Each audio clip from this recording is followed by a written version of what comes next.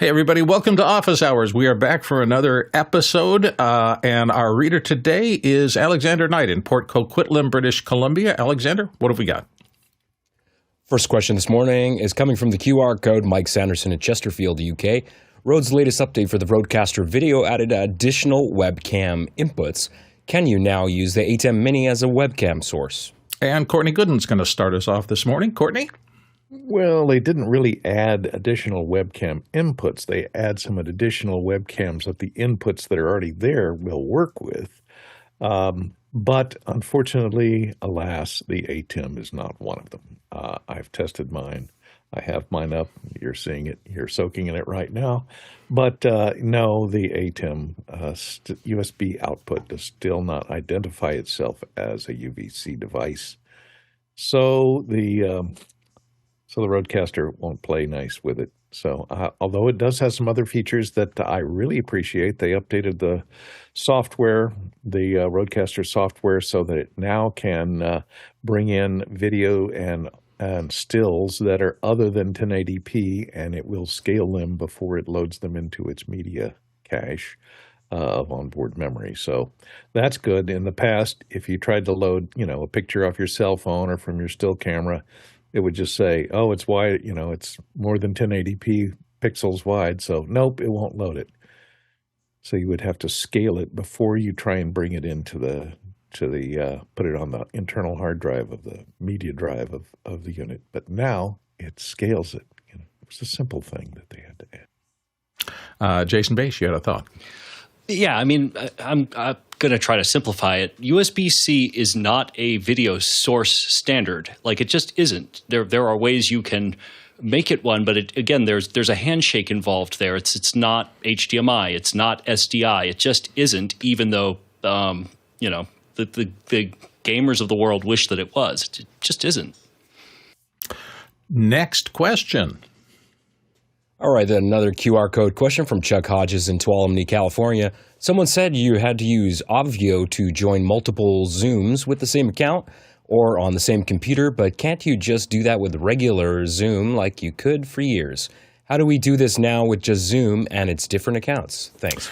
Obvio, of course, for those of you who don't know, is the service that has been around, that we've known about for a long time, and I don't really use most of these, so in part of the question, he assumes that we could do it for a long time and that we somehow lost that ability in Zoom. I don't do much of this kind of trying to work with multiple accounts at the same time. I'm sorry that nobody else on the panel seemed to have encountered this before. But Chuck, Jason's going to try to help us out a little bit. I'll try to clean it up a little bit. So, historically, the way that you would have multiple Zoom instances, of course, is you double the app and then you run, the second copy of the application.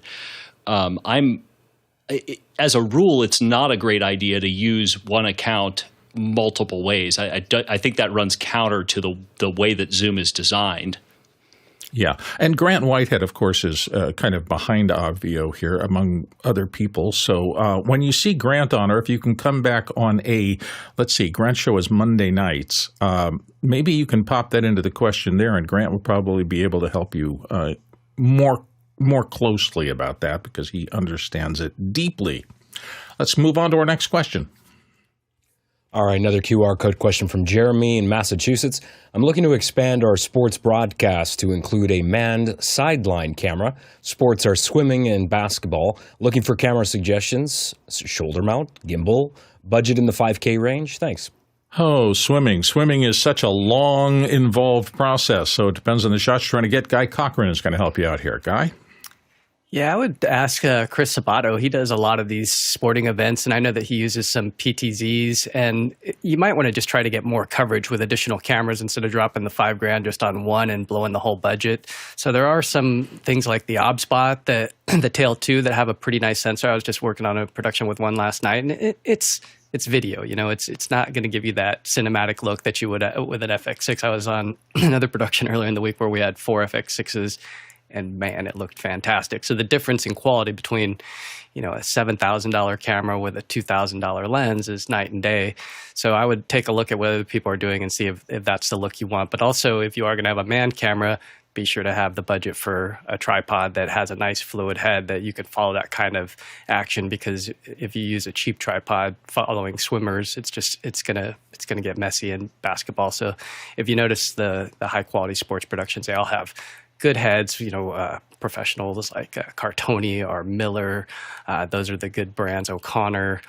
There are some decent stuff from Sockler that are in like a couple $1,000 range, but also matching the other cameras is going to be hugely important. So what do you mostly have? Is there something that you already have that's got a certain look to it? Yeah, plus swimming. I've watched a lot of swimming, and I swim a lot now. So they tend to do multiple cameras because those things are usually won and lost in the turns. So if you watch professional swimming coverage, you're always going to see an underwater camera at the flip turn. You're going to see overhead to get the lanes and they're pretty complex to do that at a professional level. Courtney, your thoughts?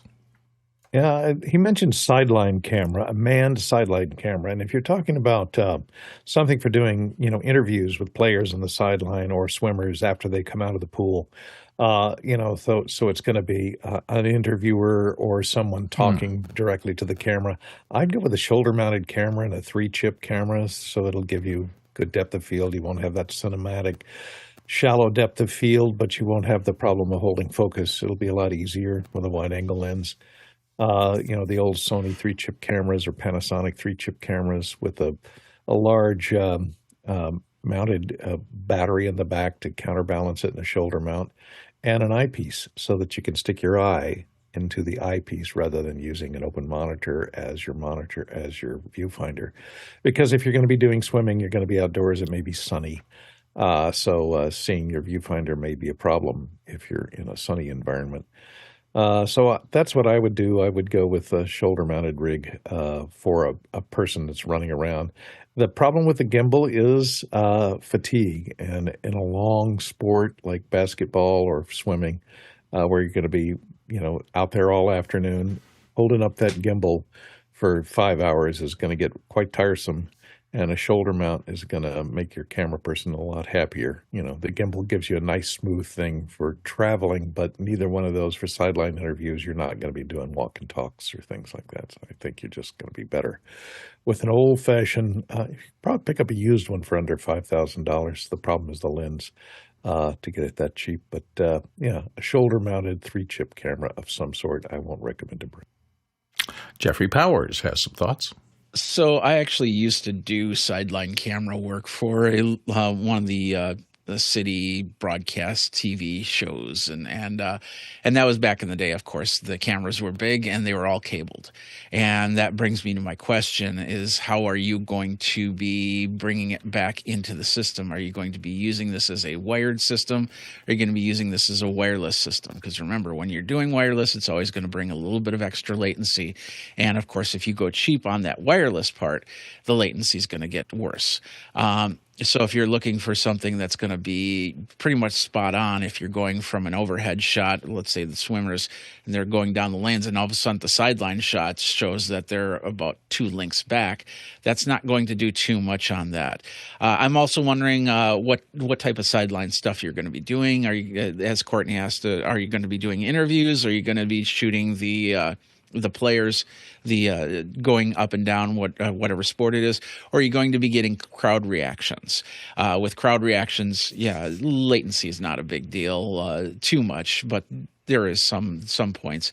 But if you need something more mobile, then shoulder mount would be great.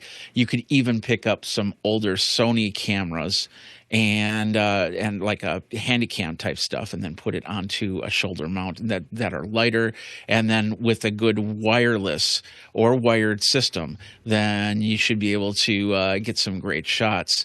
It's really, as the question is, do you want to spend $5,000 on one camera or get a few different cameras? And then, of course, which angles are you going to go? Because I remember with swimming, the crowd's usually on one side, and a lot of, especially like high school, crowd's usually on one side, and then you have the pool, and then the announcers are way up in the top, and I'm assuming that's where your cameras are going to be. So how is that camera going to get from point A to point B? Yeah, sometimes it's just the logistics. I always think basketball is one of the toughest things because the court is incredibly crowded. Sidelines on a basketball court, it's almost impossible to move up and down freely anywhere in the audience or on the sidelines.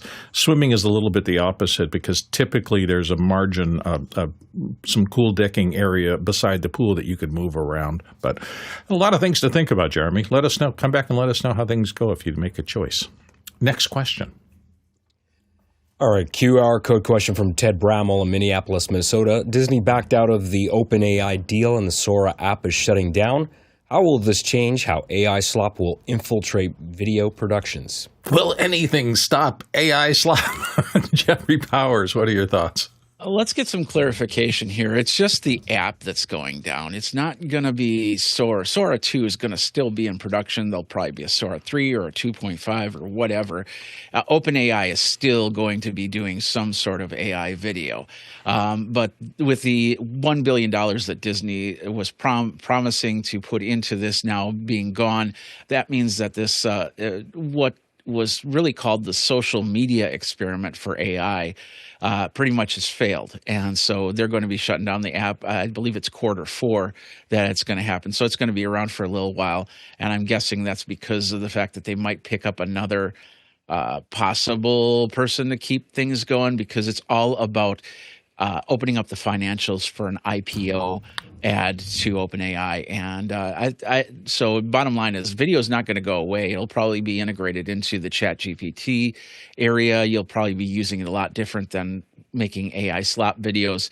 But yeah, video is definitely not going to go away. The only thing is I really hope that they save the characters that people made, because they are some pretty interesting people inside of AI that would just disappear in a day. Courtney Gooden. Yeah, I think they're doing it to save money because it was costing them a lot of money to process all that video for all those little people on their phones with that app. I think there's going to be plenty of video slop because there's, until we pull up the ladder, CDance 2.0 generates perfectly great video from ByteDance, although it does come out of China, so there might be a problem with that, and it's perfectly believable as far as AI-generated video.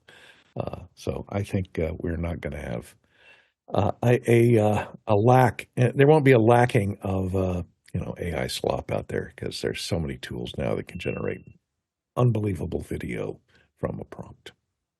That's the problem. It's sometimes unbelievable, sometimes not. Ryan Thomason had some interesting comments in the chat. $1 billion is nothing in the big scheme of things. They're losing that a day, he notes. And they realized that the GPU cycles are being used for slop, and they want them back for the paying customers. Well, we'll see how this all shakes out. It's a brand new day. Next question. This question is coming in from Tom Ferguson here on the panel from Phoenix, Arizona. Any thoughts on the FCC ban on routers not made in the U.S.? We're going to start with Jason Bache. Jason? Oh, okay, I'm going to try to not make this sound like a hot take, but for those of you who really will enjoy this, look at The Verge's coverage. No part of this makes any sense. It's not a ban because a ban means something is not allowed anymore. What it actually is a restriction of future routers made not in this country that don't exist yet. You can absolutely have pre-existing, pre-cleared routers. And also, the FCC can't actually ban routers. They can ban Wi-Fi, but not routers per se. I don't even want to go down that rat hole. The whole thing is just mildly crazy. It feels to me like strange, almost myopic posturing coming from Brandon Carr, who is, I think, the current head of the FCC. No part of it makes any sense, and trying to make sense of it makes it seem a little bit more crazy every step of the way that you go. What a fun routers concept. have never been a secure, safe thing ever, and the government is not planning on actually doing anything about that. So this is kind of like trying to ban cryptography because you weren't allowed to have a backdoor that only good guys could access. It's like, what? I love the idea of banning something that doesn't exist. That sounds like major fun. Courtney Gooden. Yeah, who was it? Was the group that said paranoia strikes deep into your life, it will creep? Yeah, this is kind of a little bit Buffalo of an overreaction. Springfield. Yeah, Buffalo Springfield. There we go. Yeah, this is kind of a little overreaction, like is so prevalent today on things made overseas. I have seen. I was in Walmart yesterday, and I did see big rows of Netgear routers on they seem to be the only ones that are still made in the United States.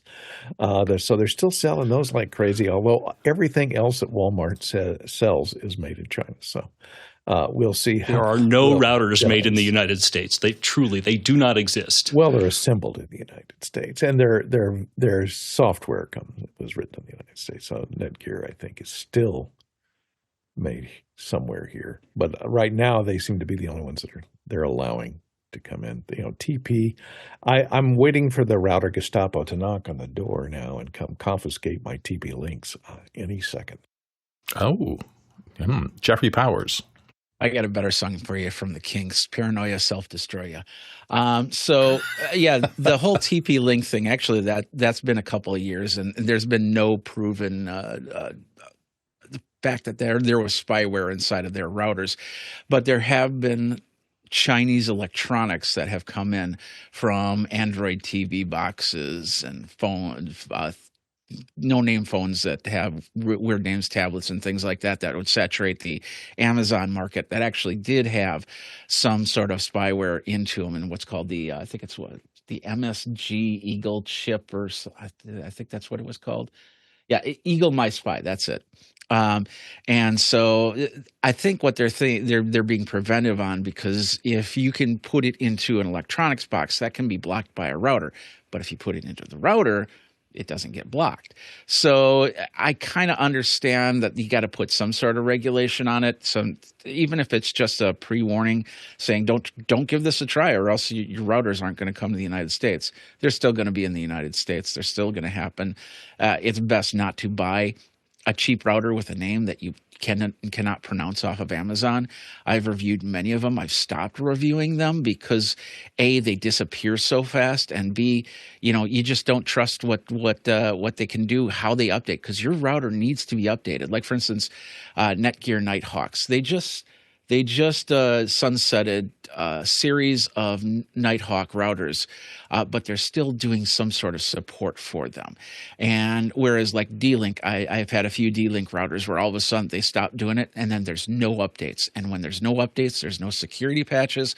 And when there's no security patches, you are vulnerable. So if your router is over 5 years old, you need to change it and be able to, so you can have something secure and get behind a company that's going to be around for a while that can update your systems, because that is the door to your personal information. Tom Ferguson. Well, the FCC saying no more routers made outside the United States was one piece of news, but the overlooked piece of news was another public notice that they put out. And that's one that states that all routers authorized for use in the United States may continue to receive software and firmware updates to mitigate harm to the U.S. at least until March 1, 2027. Well, without revision on that to the current published restrictions, any new exploits after March of 2027 could place all U.S. routers at risk, because they're not going to let us update the firmware. And if there are new exploits, then we're all in a big hurt. What will Congress do if they can't kick the can down the road, though? Jason Bache. I would add to that unpatched routers are not secure on their best day anyway. And again, like the whole thing is kind of patently crazy. It's a train wreck. Courtney Gooden, you wanted to come in for another Yeah, word? I mean, worrying about this, all of our TVs are spying on us constantly. They're taking pictures of every frame that they're delivering to that screen and sending it back to some server somewhere in the Middle East or in the Far East or in the Southeast or in Australia or who knows, Antarctica. Who knows where they're going? They're all spying on us anyway. So, we can't just, become Luddites and ban every piece of electronic equipment for fear of someone compromising it. I will say Router Gestapo would be a great name for a character in a dystopian sci-fi Sounds like novel. a punk band. Yeah, I know. It sounds really cool. Anyway, caveat emptor. Next question. This one is a QR code question from Roger Martin in Tonto Basin, Arizona. Would like to know what software and hardware you're using today for the program. Thanks. Guy Cochran's going to help us out. Guy. Yeah, unless anything's changed, it's pretty much Zoom ISO is what's pulling the feed. So we join a stage, which is this meeting here that has all of the panelists in from around the world. And those are converted to SDI with the Zoom ISO software, which then takes that SDI signal out into a constellation, or maybe there's a router in between, but the constellation is the ATEM that then mixes those. And there's probably a multi-viewer in there to create some of these larger panel looks so that we can do like a 16 up, which would be hard to do otherwise. And there's like a mortise that goes over the top of that to make it look pretty. And then from there, it goes out into an encoder, which I believe is either a Talon from Osprey or maybe something from Videon that's been loaned to us. I don't think we're doing any processing with the AJAFS 4s. Audio-wise, the audio comes in. I believe it still goes through a BSS 806 and gets processed and then gets joined back in. Software-wise, there is Isadora, which for those of you who have seen the back end, there's a way that we raise our hands and that gives an alert to the TD who's coming up and who they can put them in preview so that it's nice and easy with this app called Universe, which is a custom interface that allows us to have a simple interface for a TD to cut the show. So if you were to see in a previous episode where we show behind the scenes, there is a very simple login that allows a TD remotely to look at a multi-viewer and cut the show with even if they're sight impaired. The buttons are very large so that they can simply cut the show without having to know the ATEM, without having to know Isadora, without having to know all of this stuff. And thanks to all the people who have built this over the years, Talalok and Mickey and JJ and a bunch of these folks that have made this thing super stable. And it's something that we are very proud of because it works every day. Well, not every day anymore, but almost every day. So hats off to the crew who's made this thing happen. As you now understand, it's not being just run on somebody's iPad on their lap somewhere. Jason Beige. I would say that hands down, Roger, the very best way to see what we're doing is officehours.global/volunteer. We'll show you for free. Come help us. Yes, you can become part of the crew. A truly, truly transformative experience, I will say from my personal experience. The friendships are amazing. Next question. This question comes from Andre Dole in Berlin. Anybody already set up an OpenClaw? Mine has been running for 2 days, and I have a feeling that pure Claude Code is more effective than this bot, but maybe I still have to get to know it better. Any experience on the panel? Jason Beige is going to help you out here. Jason? Had but one OpenClaw, and I stared into the abyss, and it stared right back at me and charged me $200. No, like it was, yes, I've certainly played with it, and it is truly impressive stuff. I don't want to detail it, but like, yeah, I've definitely played with it. It's definitely cool, and it's just the tip of the iceberg. Guy Cochran. So there's a profoundly big difference between what a regular LLM can do and what OpenClaw can do. It's like giving your LLM hands. So essentially, this is it running on a isolated machine, and I just told it to turn this placer layer in mimoLive off, and it went ahead and did it. So, I mean, that's the crazy stuff, is that you could have OpenClaw interact with your computer. Like I could tell it to make me 10 keynote slides with the alphabet starting with A on slide 1. If you want, ask the question and I'll do it in front of you guys. It's pretty amazing to watch it work. There are some things that you could do with Claude Cowork and Dispatch, but the crazy thing about OpenClaw, why everybody's so excited about it, is that you can pair into it with Telegram or iMessage, Discord, and then you can just talk to it using natural language. So you pair it up with an LLM. Right now I have mine on OpenAI's platform because for $20 a month, they allow me to use theirs unlimited. Claude basically banned it. I was originally using it when it was Moltbot. I did a demo where we burned through $20 in tokens in 3 hours trying to get it to learn mimoLive. And once it learns these apps, it can actually write down skills. So when I went and looked at the skills MD file, which is just a markdown text file, it wrote down everything that it learned. And I'll put a link to a video that I made with it learning DaVinci Resolve. So I had it actually making a 3-point edit, which is just bananas to think.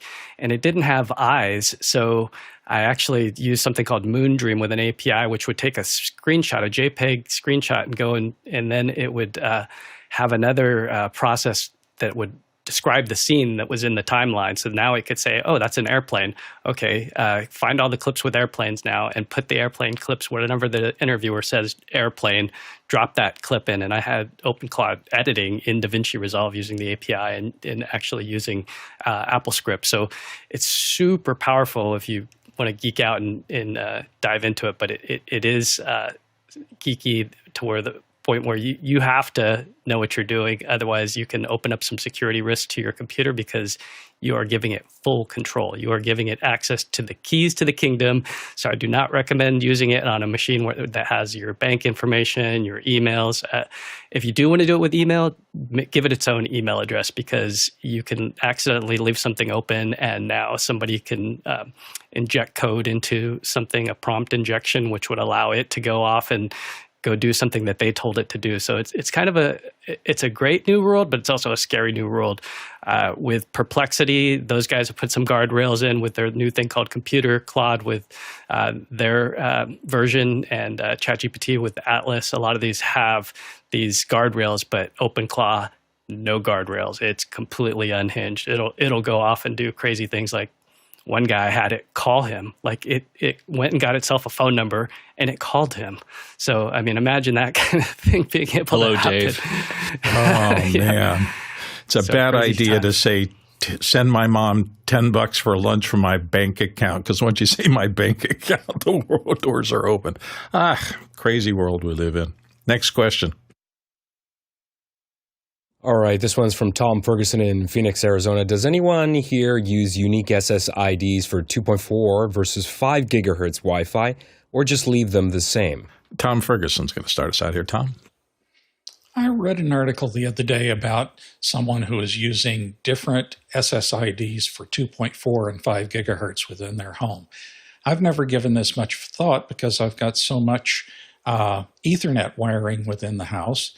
But I just wondered what other panelists do on this. Do you put your IoT devices all on 2.4 and give it a unique SSID, and then reserve the 5 gigahertz for phones, tablets, and laptops? Jason Bache, thoughts? Okay, so no, I leave them entirely alone, and the distinction that I make is, so, all of the device sorting and the preferential, would you prefer to be on this as opposed to that, I do router side. I do have a separate IoT network, which is its entirely, it is its entirely own router that is inside of its separate system, and it is exclusively 2.4 gigahertz because that's basically all the IoT should be using anyway. Even if it's capable of 5 gigahertz, it doesn't actually. I've yet to see a device perform better under those circumstances. So I actually end up with three, I guess, separate networks, 2.4, and 6 gigahertz, but I'm not going there. 2.4, 5 gigahertz, on main network, and then the separate one, which is its own router for IoT that is 2.4 only. Courtney Gooden. Yes, I have a separate router for all the Internet of Things connections, because all these LED controllers, like these here, and I've got a ton of these RGB WW controllers out there. They only work on 2.4 gigahertz, and if you have a single SSID router, a multi-band router that has 5 gigahertz, 6 gigahertz, and 2.4 gigahertz, and a common SSID and it handles the switching between the different frequencies, these little cheap LED controllers you will not be able to have them discovered by the server in China that has to find them to put them on your network. If it tries to connect to a 5 gigahertz, it won't even see it. using that. You give it the SSD, and that SSD hits the 5 gigahertz first, then it just gives up. So I have a separate router that's 2.4 gigahertz only that all the little Internet of Things are on. And so they work just happily as a clam, and I never have to worry about them, trying to reinitialize after they lose their mind and forget their SSID, and I have to go back and reprogram them. It's much easier, and you don't have that power. I actually had to move one further away from the router so that it would only receive the 2.4 gigahertz to get it to recognize it. And after that happened 3 or 4 times, I just made a separate router for 2.4. And that way I still, even on my regular Nighthawk routers, I use a different SSID for the 2.4 gigahertz. That way I know which bandwidth I'm connecting to, depending upon if it's a TV or something that's right on the edge of reception on 5 gigahertz, but it receives a 2.4 much better. I'll switch it to the 2.4 and keep it on that because I know it's going to have better throughput because it makes it through the walls better. Jeffrey Powers. So actually, in days past, I'm going to put on my curmudgeon. In the old days, when Wi-Fi first came out, you had 2.4, and then you had 5 gigahertz, and of course, they couldn't interact with each other. So you had to have different SSIDs for that. Then Wi-Fi 6 came along, and they said, hey, we don't need to have that 2 Wi-Fi system anymore. And then whatever, you just put the same SSID and password on. And then if it's 2.4, we'll connect it to a 2.4. If it's 5, we'll connect it to 5. Not all devices really work that way. And there's been many 2.4 gigahertz devices that I've connected that go to the Wi-Fi 6 and go, we get confused. We need our own 2.4. I do have a guest 2.4 set up, and I do have another guest 2.4, which is not a guest, but it's meant for the devices that Courtney talks about where, the cameras and things like that will not connect up. And I've used that many times. But for the most part, I pretty much have the same SSID and password on my router because in the end of the day, when somebody's trying to connect, they don't care if it's a 2.4 gigahertz or 5 gigahertz network. They just want to connect. And if they can't get connected, they get confused and they get upset. And of course, you don't want that to happen. So get yourself a Wi-Fi 6 router. You don't have to worry about it because it's got OFDMA in it, and that will allow you to connect no matter what. Hey, remember, excuse me, I forgot. Jason wanted to get back in on this. Jason? So OFDMA requires WPA3. Also not a fan of trying to get IoT things to do that. If you can do that routinely, you're a better man than I, because I've never been delighted by even draft WPA3 mixed with any sort of IoT stuff. But couple other things to add here. Wi-Fi is not a concurrent connection. Like, it is not a persistent, constant connection. It is just connecting, reconnecting, disconnecting very quickly. And as such, it's no accident that the lower band of channels are always where all the crowding is, because cheap routers plus cheap devices and the combination therein means that most things are never even going to get off the ground, and it doesn't really matter what one is capable of. They both have to be capable. Okay. What I was about to say is, if you value what we do here, there are a few ways you can help. You can like and subscribe to our YouTube channel. That's like super easy, and it does help. We mentioned earlier volunteering. If you'd like to volunteer, you can meet an incredibly smart and incredibly kind group of people who are our back-end team, who put things together and help us do everything that we do that you don't see on the air. Also, that's kind of where most of the panelists come from these days. So if you want to get involved with office hours, you can do one of those two things. You can also do the other thing, which is a direct help, by donating. We are a 501c3, so you can donate at officehours.global/donate. All right, next question. Another QR code question from Kent in Madison, Ohio. What are your thoughts on Speedify and the global hotspots like GlocalMe or Solis Hero Mobile as an alternative to the LiveU for shorter events so you don't have to use up all your data? Jason Bache is going to help us a bit on this. Jason? If it matters to you, you shouldn't be using any of that. Like, there's kind of no way to cheat the fact that if it's important, it's going to need bandwidth, and bandwidth costs money. So maybe in the long run, not the best solution. Let's go to our next question. Kenny Hampton in Greenville, Illinois asks, I see Hollyland is Kickstarter for a new MELO P1. The deal is $20 deposit now to get a price reduction when this goes live. Is this real? Why would Hollyland use Kickstarter? Seems like more and more companies that I have in my brain trust as being legit companies are doing Kickstarters rather than just developing in-house. It's an interesting phenomenon. Alexander Knight, what do you think about this one? You're right, and it's not. It is not a new thing for established companies that you would think. Why do you guys need to do this? You got money. You can. You have an R&D team. Why wouldn't you do this? It's actually, if you think about it, it actually makes sense, because if your company is making one type of product and you're known for that, if you're thinking about developing a new product that is potentially risky, that is slightly out of scope of what your target audience is, like this product, and we'll look at it in just a second, is a very consumer-focused product, it appears. Now, I know Hollyland kind of straddles that line between pro and consumer, and they certainly have been making a lot more consumer-grade devices, wireless products that utilize 2.4 gigahertz and not UHF band frequency stuff. But if you look at that, product here, it does look like, this is like something that you could see RØDE doing, a wireless microphone with a rechargeable case. They're calling it an all-in-one wireless studio. It's got built-in processing that can, they call it AI noise cancellation. Who knows how well that works? Long battery life, all that kind of stuff. But this clearly doesn't look like a professional production tool. This looks like something more of like a Instagram influencer would use, as you can see based on the photos and the marketing material here. So that's I think why is they want to test the waters to see if people are interested in it, and if people are interested, they're going to pony up some cash and then they'll fund it if it reaches that goal. Jeffrey Powers. Yeah, this is a great thing for if you're in your basement and you're doing your show, or if you're not surrounded by other 2.4 gigahertz wireless systems.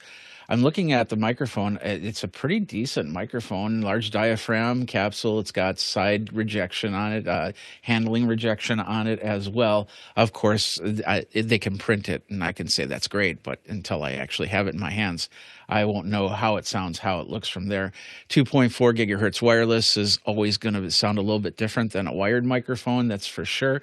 Or actually, that's for MELO here. And as for the Kickstarters, as Alexander said, this is not the first time. And OBSBot was a perfect example for doing a Kickstarter to gauge the excitement, the need for a product. So all of their tail products came out via Kickstarter before they became publicly available.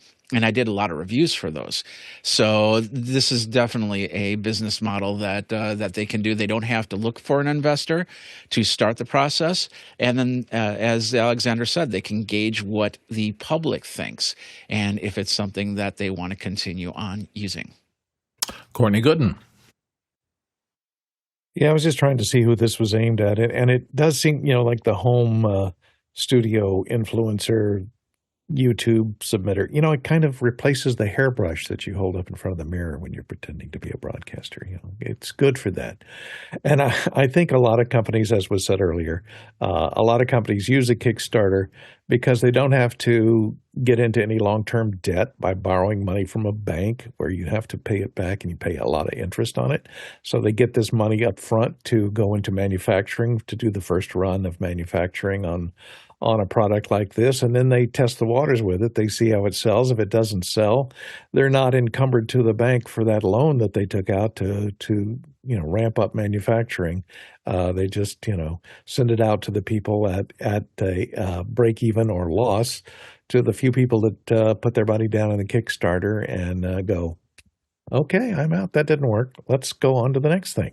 So I think it's a way of hedging their bets on new products when they don't have the money to put into market research to see if people are actually going to buy this product. So That's why a lot of people are using Kickstarter to start something up. And this one, it has the earphones, and I don't know what the remote control is and the mixer is on it. So it has a wireless remote, and I'm not sure what you're mixing with It's that for the wireless phone remote. and the laptop because there'll probably be an app. Yeah, there will be an app, but switch between the phone and the laptop? What are you mixing? That's what I don't understand. Jason Bass, you had thoughts? Yeah, I mean, it's what everyone else has said. It's a combination of is there interest in this, and then getting to spend the money of the people who believe in you. So, if you do it badly repeatedly, then yeah, you've got some tarnishment. But if you have an impulsive idea that that the executive committee doesn't want to fund, a great way to go at it from the side is to say, okay, well, can I put the brand behind it and spend our customers' money who believe in us? And the answer is more often than not, absolutely. What do we have to lose? Jeffrey, you wanted to come back in? Yeah, I'll just add about that $20 thing. I have a feeling that they're saying, okay, we put down $20, and then if you lose $20, it's not a big deal. But if we decide not to produce it, then no harm, no foul. We give you your $20 back. We might also be able to change those introductory prices for you if we need to in the manufacturing process. James Haljane in the chat said Chinese companies like no returns as you can't return things in China. You generally cannot return items for a refund on Kickstarter once the campaign ends and rewards are shipped. And the snark award of the day is won by Ryan Thomason, who said, will they throw in a free ring light? Anyway, next question. This question is from Andre Dole in Berlin. Guy, please show some OpenClaw magic. Ooh, do I smell a demo on the way, Guy? You're there. Well, it's kind of funny because as we were queuing up here to this question, I went and looked back on Telegram what I had previously asked it, and because some of this stuff takes a little bit of time, I just wanted to show you one of the things that I'd asked it before, and I had said, can you go onto YouTube to the Office Hours Global page, and can you give me a transcript of the latest episode? And then it was lagging, so I said, where are we at with this? And it said it got the latest Office Hours episode. Sure, MV7 Office Hours pulled its full auto-generated YouTube transcript, saved it here, want me to paste the text. I said, can you build a keynote summary in a 10-slide deck of that episode, grab some stock images. And so it built this all set. I built a fresh 10-page slide keynote summarizing that episode, title slide, why MV7 exists. In Keynote, let me know if you want, or exported, restyled. And then I said, can you do the latest with the live episode? And then today, just right now, I said, launch Notes. And it said, Notes is open and ready. And I said, write in hi, Andre. So you could see over there, the notes are open, and it wrote hi, Andre. And it says it created a new note in Apple Notes. Hi, Andre. So this is Telegram on the left. So I could talk to this thing, through while I'm driving. I could take this thing and I could tell it things like that. So that's just a conversation. OpenClaw is your friend now. It's your friend, and you can use iMessage or you can use Discord. So there's a bunch of different hooks into it, but that gives you some ideas as to some of the possibilities of what this thing can do. And something like let's just see if it'll do this. Let's go back here for a second, and I'm gonna say, actually, first here in Telegram, I'm gonna say, hey, can you? It actually took all that. Now I got a mess. It was live, so It's my live. snarky Hold comment. Let me. You let me talking back to that me? up. There's nobody else. Dang it! Now it's a big mess. Okay, because now it's got all that we just said. Hold on. Pause for a second. Yeah, you talking to me? So it's. Yeah, it quite doesn't know different timbres of voices and when you're talking and when. Go ahead and start the record in mimoLive.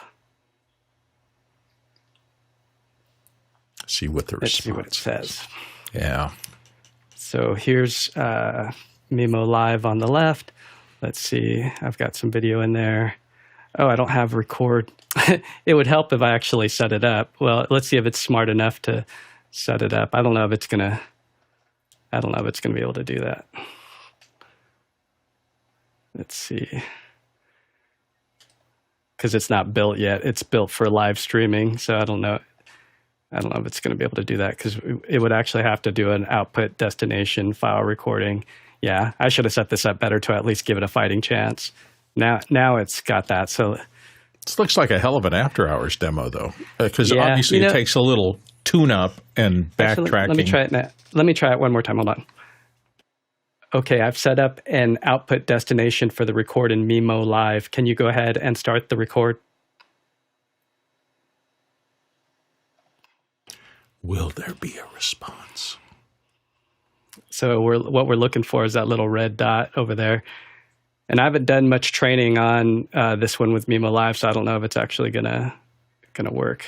Because usually I would ask it to use a mimoLive skill and read the manual first. But it did change a placer layer earlier, so let's see what it's doing. He's still thinking. Come on, you can do it. Live demo. There should be a do it live or risk brand tarnishment. API rate limit. Oh no, I hit my limit. Dang it. Okay. Does OpenClaw have shame? That's the question. Can you embarrass it? All right. So I hit my API limit on ChatGPT's OpenAI limit right now. Bummer. Will that cost you more money as we're going forward? Yeah, that's exactly it. A penalty?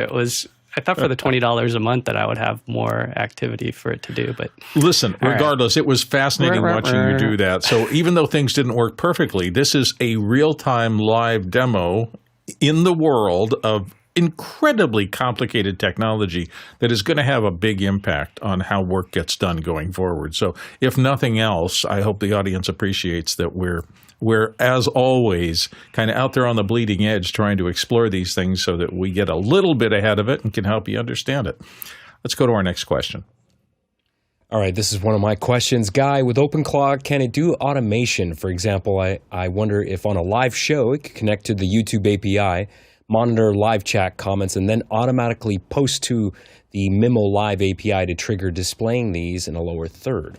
Guy, is that close? I think so. I don't see why it wouldn't be able to, because there's things like eCam that can do that kind of thing. So it can pull in comments. So the sky's the limit with this stuff. If anything has an API, it can grab on as long as it has the credentials to an authorization to go in there. Yeah, for sure. Interesting. Things changing so fast. All right. Looks like we have one more question and a lot of hands raised on it. So next question. Angelo Jack in Brooklyn, New York asks, do you think Apple will now revive its router business with the new FCC rules? There you go. I'm going to start with Jason Beisch and then go through the panel. No. Okay, I shouldn't have started with Jason Beisch if I wanted to eat up time, but I like the concision. 10 points for that. Courtney Gooden. Yes, coming soon, the new Airport 3. No, I don't think they're going to revive the little Hershey's Kiss airport that they had. Remember that one? Oh, God, yeah. I don't think they want to incur the wrath of the FCC because this is a bad time to do that when it's in control of people that have agendas. So I think they will avoid that kettle of fish if they can. So I doubt there's no profit margin in competing against, especially to the real world. They have to, Apple's whole focus is getting people inside the walled garden, and a router has to talk to everybody. And how they hate to talk to machines outside the walled garden. So I don't think they're going to. Is there a possibility for a router on a chip? Tom Ferguson. Jason stole my answer. No. Okay. Jeffrey Powers. Well, I'm going to be the devil's advocate here, apparently. Yay. I'm going to say yes. And it's more than just being able to talk with other products or anything like that. They got out of the market simply because of the fact that the market was saturated. It didn't make sense at the time. But, Apple got out of another market that they went right back into, and that's when they came out with the Newton.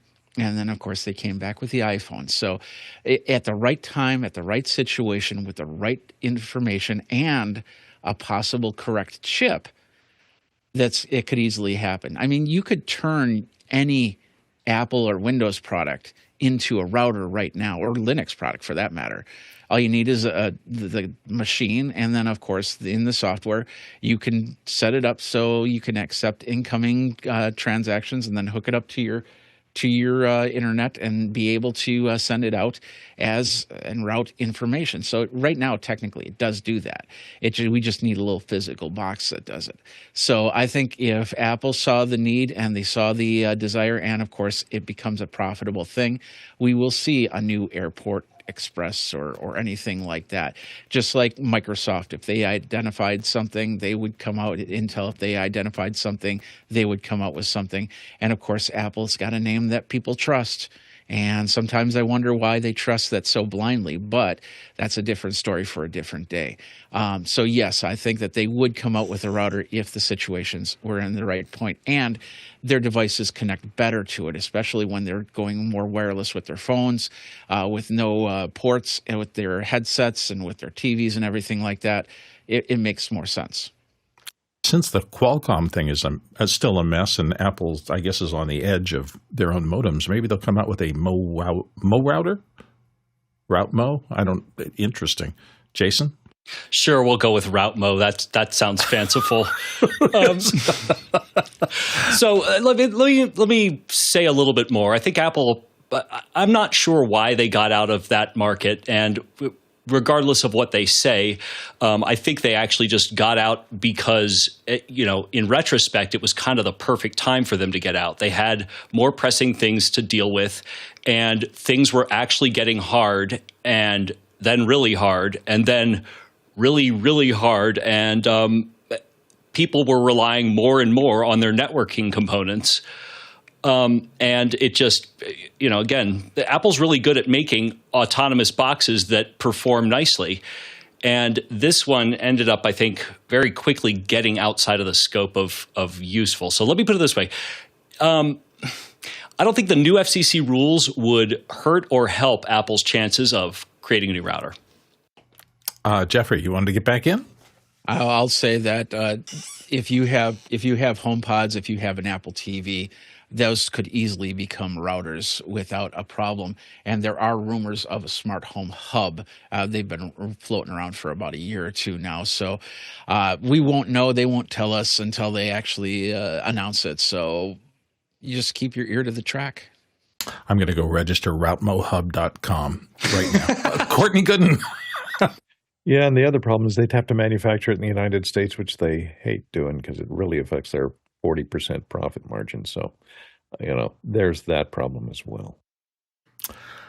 It has been so much fun being back again. I haven't done one of these main shows in a while, and so thank you all for being here. It's so nice to see friendly faces, and we really appreciate the fact that everybody who comes here does this as a volunteer, and it's we hope that those of you listening and watching today have enjoyed it, had gotten some information that's useful to you out of this. Our thanks, as always, go out to our producers, those of you who put the questions in the show for the panel to answer. We can't do this show without you, and we once again asked a slew of fabulously interesting questions, and I enjoyed listening to each and every one of them. To the panelists, who are amazingly talented technologists who show up here for free and just put out an incredible amount of very useful information for people to chew over and learn from. Thank you, panelists. It's really, really a privilege to be able to hang out with you. And to our amazing back-end crew, the exact same thing happens. I don't know why, but every time I do the main show, I come back in here and from the first time I start talking to the people in the back end, I feel like I've come home, and I just appreciate the fact that each and every one of you has been doing this for a long time and contributes your amazing talents to this. All right, it's flawless traversal time, but I don't see any of them in the thing, so I have no... Oh, wait a second. I'm looking in the wrong place. I have to go over there. There we go. Robert, or one of the people in the back end, have tossed it in there for me. So, episode 2194, that is 40,000 miles is the distance you would have had to travel, 65,000 kilometers, or 321 million bananas for scale. We are here on the weekends as well, so we'll see you the next time you decide to tune in to us. Thanks for watching. See you again. Does OpenClaw calculate the claw traversal? Give it the input. I'm sorry, that'll be $58. Yeah. Do it in parsecs. We'll do it for free. Tokens. Give me some not- tokens. Give me some tokens. The claw has closed. Yeah, closed claw. It should be a requirement that, like, in order to do a video about OpenClaw, you have to start with your freeze frame being like this. The third Then you generation can is going to be start. called the Santa Claus. The claw. Dun, dun, dun. I'd like a fork called Dr. Claw. Not Gadget. claw? Craw. I'll get you next time, Gadget. Oh, that's pretty good. Wow. Thank you. Craw. That's That was more. Yeah, the craw. Oh no, that hurts my throat when I do that. Now you've got the Come on, you terrible can do the downside of taller- being a voice talent. I love you that do the voice. Do taller- it more for an taller- hour. I think we got some people here that could do a radio drama.